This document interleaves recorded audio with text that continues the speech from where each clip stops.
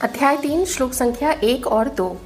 ज्यायसि चेत कर्मणस्ते मता बुद्धिर्जनार्दन तत्किं कर्मणि घोरे माम नियोजयसि केशव व्यामिश्रेणेव वाक्येन बुद्धिं मोहयसीव मे तदेकं वद निश्चित्य येन श्रेयो अहमाप्नुयाम।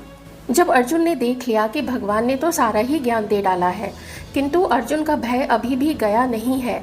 वो अभी भी गुरुजनों और प्रियजनों पर शस्त्र उठाना नहीं चाहते हैं। इसलिए उन्होंने भगवान कृष्ण की बातों में उन्हीं को फंसाने का निश्चय कर लिया, क्योंकि कृष्ण ने तो कह दिया था कि कर्म से बुद्धि श्रेष्ठ है। इसी बात को लेकर अर्जुन कहते हैं, हे जनार्दन, यदि तुम्हारा यही मत है कि कर्म की अपेक्षा बुद्धि ही श्रेष्ठ है, तो हे केशव, मुझे युद्ध के घोर कर्म में क्यों लगाते हो? क्यों मैं युद्ध जैसा कर्म करके उसका पाप अपने सर लूं? तो संदिग्ध बातें करके तो मुझे भ्रम में मत डालो केशव।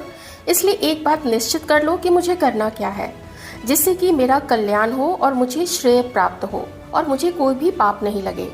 इस पर श्री भगवान कहते हैं, लोके अस्मिन् दुविधा निष्ठा पुरा प्रोक्ता मया नघ ज्ञान योगेन सांख्यानाम कर्म योगेन योगिनाम।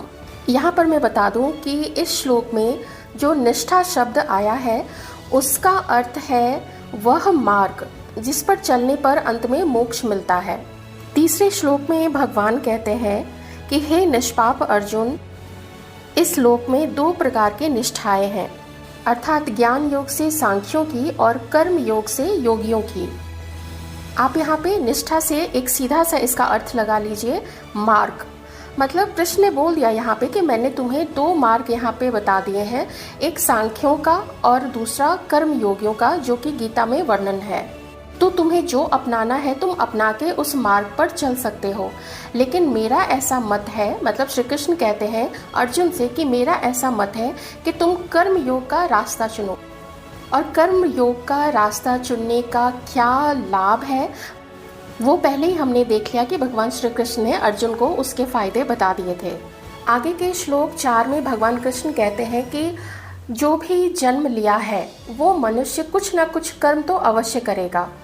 उसे भोजन बनाने के लिए, चलने के लिए, काम करने के लिए कुछ ना कुछ कर्म तो अवश्य करना पड़ेगा। उसे बोलने के लिए भी मुंह तो खोलना ही पड़ेगा। कर्म से भागने का कोई उपाय नहीं।